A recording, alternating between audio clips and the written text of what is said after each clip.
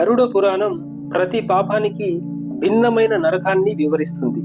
అందులో హింసలు, శిక్షలు, వివిధ రకాల నరకాల గురించి వివరించబడింది.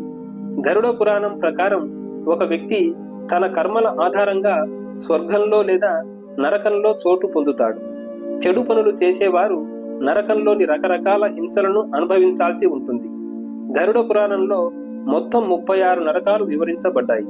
వీటిలో ప్రతి దానిలోనూ వివిధ రకాల శిక్షలు విధించబడతాయి. ఒక అమాయకుడిని చంపినందుకు గరుడ పురాణంలో ఎటువంటి శిక్ష విధించబడుతుందో తెలుసుకుందాం. గరుడ పురాణంలో అమాయక జీవులను చంపడం లేదా చంపించడం అతి పెద్ద పాపంగా పరిగణించబడుతుంది. దీనికి కఠినమైన శిక్ష విధించబడుతుంది. ఎవరినైనా చంపిన వ్యక్తి మరణించిన తర్వాత అతని ఆత్మకి దారుణమైన పరిస్థితులను ఎదుర్కోవలసి ఉంటుంది. ఘోరమైన శిక్షలను ఎదుర్కోవలసి ఉంటుంది. గరుడ పురాణం ప్రకారం అమాయక వ్యక్తిని చంపినట్లయితే అతని ఆత్మ అనేక రకాల నరకాలకు పంపబడుతుంది. కొన్ని ప్రధాన నరకాలు రౌరవ, కుంభిపాక, తాళ, అవిచి వంటి 16 భయంకరమైన నరకాలను ముఖ్యమైనవిగా చెప్పబడ్డాయి. కుంభిపాక నరకం.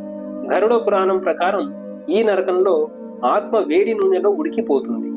ఈ నరకం ఎవరి ఆస్తినైనా ఆక్రమించినా లేదా బ్రాహ్మణుడిని చంపిన వారికి విధించబడుతుంది.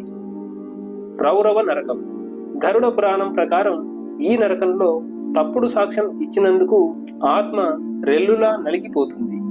తాళ నరకం. గరుడ పురాణం ప్రకారం క్షత్రియులను, వైశ్యులను చంపే వ్యక్తులను ఈ నరకంలో పడవేస్తారు. అవిచి నరకం. ఈ నరకాన్ని అత్యంత కఠినమైనదిగా భావిస్తారు. అబద్ధం చెప్పే, అబద్ధ ప్రమాణం చేసి అబద్ధ సాక్ష్యం చెప్పే వ్యక్తులను ఇక్కడికి పంపుతారు. అంధత మిశ్ర నరకం. ఎదుటి వారిని కేవలం తమ స్వలాభం కోసం ఒక వస్తువులా వాడుకొని మోసగించే స్త్రీ లేదా పురుషులకు ఈ లోకంలో శిక్ష విధించబడుతుంది. శాల్మలి నరకం. అపరిచిత వ్యక్తితో అనైతిక సంబంధం పెట్టుకున్న మహిళ ఈ నరకంలో మండుతున్న ముళ్లను కవిలించుకోవలసి వస్తుంది. గరుడ పురాణం ప్రకారం మరణం తరువాత ఆత్మ యమరాజు ఆస్థానానికి వెళ్తుంది. ఆ సభలో ప్రతి పాపానికి శిక్ష విధించే నిబంధన ఉంటుంది.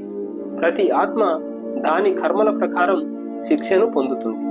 ఫ్రెండ్స్, ఈ వీడియో మీకు నచ్చినట్లయితే తప్పకుండా లైక్ చేసి షేర్ చేసుకోండి. అలాగే నా ఛానల్ని సబ్స్క్రైబ్ చేసుకొని నన్ను సపోర్ట్ చేయండి. ఓకే ఫ్రెండ్స్, మనం ఇంకో మంచి మాటతో నెక్స్ట్ వీడియోలో కలుద్దాం. Thank you.